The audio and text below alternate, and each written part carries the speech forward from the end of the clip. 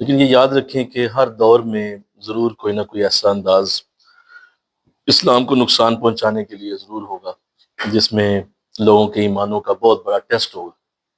تو یہ سمجھ لیں کہ کچھ اسی طرح کا انداز ہے۔ باقی آپ جو عرض فرما رہے ہیں نا کہ ان کا ذکر کا جو طریقہ ہے وہ آپ تھوڑا سا ڈیٹیل میں اسٹڈی کریں، آپ نیٹ میں ذرا دیکھیں۔ حضرت سیف الرحمن رحمۃ اللہ علیہ یہ ایک کامل صوفی بزرگ تھے، اور یہ ادھر کوہاٹ سائڈ پہ، کوہاٹ اس طرف ان کا ڈیرا تھا۔ تو ان کی ڈیوٹی ان کے شیخ نے، ان کے مرشد نے لگائی تھی کہ آپ نے یہاں لوگوں کو ذکر، اذکار، دعا اور فیض برکت دینی ہے۔ اب ہوا کیا کہ میں ذرا بیک گراؤنڈ عرض کر دوں تاکہ آپ کے ذہن میں، اب وہ کیا ہوا کہ وہ ظاہر ہے وہ سارا طبقہ پٹھان طبقہ ہے، جو صرف ہمارا وہ ایریا سارا کے پی کے، تو وہ سارے یہی لوگ تھے۔ اب یہ سلسلہ نقشبند میں تھے جو ہمارا سلسلہ ہے۔ سلسلہ نقشبند کی یہ خوبی ہے کہ اس میں ذکر خفی ہوتا ہے۔ ذکر خفی یہ ہے کہ آپ نے بالکل ایسے اسٹل بیٹھنا ہے اور آپ نے یہ سوچنا ہے کہ آپ کا دل اللہ اللہ کر رہا ہے، بس یہ ذکر خفی ہوتا ہے۔ آپ نے ہلنا بھی نہیں ہے، ٹھیک ہے، سانس بھی نہیں اونچا لینا، یہ حقیقت، یہ ہے ذکر خفی۔ نیچرل آرام سے بیٹھیں آپ، جس طرح آپ دیکھتے ہیں جس طرح میڈیٹیشن ہوتی ہے، یہ بھی ایک اسی کا ایکسٹریم لیول ہے یہ، کہ آپ میڈیٹیشن کو جب ایکسٹریم پہ لے جاتے ہیں تو آپ کا دل اللہ اللہ کرنا شروع کر دیتا ہے۔ تو یہ ہمارے ذکر کا پہلا سبق ہے، یہ پہلا سٹیپ ہے۔ اچھا، اب انہوں نے وہاں جب شروع کرایا لوگوں کو یہ، تو وہ ہے ذرا ذرا ذرا بڑی موٹی عقل کے لوگ، انہیں سمجھ نہیں آتی تھی۔ حضرت کہتے بیٹا دھیان کرو، سوچو، دھیان کرو، تمہارا دل کرے گا۔ نہیں ہوتا جی، نہیں ہوتا جی۔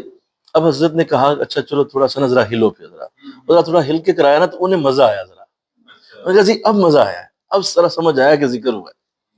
اب انہوں نے کیا کیا، انہوں نے ان لوگوں کی سائیکی کو دیکھتے ہوئے تھوڑا سا اس کو مولڈ کر دیا، مولڈ کیا کہ اچھا تم ذرا نا ہل کے کر لو، یوں کر لو، ٹھیک ہے یوں کر لو۔ ہم نے دیکھا ہوگا یوں ایسے ہی کر رہے ہوتے ہیں وہ، ٹھیک ہے جی، تو وہ یوں کر دو۔ اچھا، اس سے کیا ہوا کہ وہ لوگ متوجہ ہو گئے۔ جس طرح حضرت آپ نے سنا ہوگا حضرت غریب نواز حضرت معین الدین چشتی اجمیری رحمۃ اللہ علیہ، انہوں نے قوالی شروع فرمائی۔ حالانکہ وہ قوالی اس دور میں وہ زیادہ تر یہ گویے کرتے تھے، لیکن انہوں نے نعت خوانی کو اس میں ڈالا تاکہ لوگ وہاں سے ہماری طرف آنا شروع ہو جائے، تاکہ لوگوں کا رجحان ادھر ہو۔ بالکل ایسے ہی انہوں نے کیا کیا، تھوڑا سا ہل کے ذکر کرانا شروع کر دیا۔ اب وہ ایک بڑا پراپر طریقہ تھا، اب اس کو ایگزیجریٹ کیا گیا جو آپ نے دیکھا، وہ ایگزیجریشن ہے جی، وہ ایگزیجریشن ہے، جس سے کیا ہوا کہ وہ پھر لوگوں میں ظاہر ہے انٹرنیٹ پہ بھی چلا گیا، اور مولوی کرنٹ کے نام سے ویڈیو اپلوڈ ہونے لگی کہ وہ ہاتھ لگاتے ہیں اور بندہ وہ جا پڑتا ہے۔ تو اس طرح کی چیزیں آ گئیں۔ میں نے اس لیے عرض کیا کہ بیک گراؤنڈ اس کی یہ تھی۔ اب اس کو اگر کوئی کیش کرواتا ہے اور اس کو ایسے انداز میں لے کے چلتا ہے کہ جس سے پیسے بنائے، تو یہ اس کا فیل ہے۔ میں سمجھتا ہوں کہ یہ بہت غلط کام ہے۔ اگر وہ ایسا کر رہا ہے تو اللہ اسے ہدایت عطا فرمائے۔ اسلام ایسا دین نہیں ہے کہ اس کو آپ بیچیں۔ یہاں تک کہ فرمایا کہ جو خود اپنی اجرت طلب کرے تلاوت کی، اسے نہ دو، اور اگر کوئی خود اجرت طلب کرے کسی دینی کام کی تو اس کو نہ دیں۔ تو حالانکہ یہ ایک بالکل ایک مدارس کے اندر جو پڑھاتے ہیں وہ تو ظاہر اور چیزوں کی جاب ہے نا، وہ تو جاب ہے ان کے، وہ روزگار ہے ان کا۔ لیکن جو کرتا ہی یہ ہے اور مطلب باہر پھرتا ہے اور کہتا ہے جی میں تلاوت کر رہا ہوں، تو اس لیے تھوڑا سا اس پہ علماء نے بڑا سختی کا اظہار کیا، اور علماء نے اس پہ بڑی سختی فرمائی ہے۔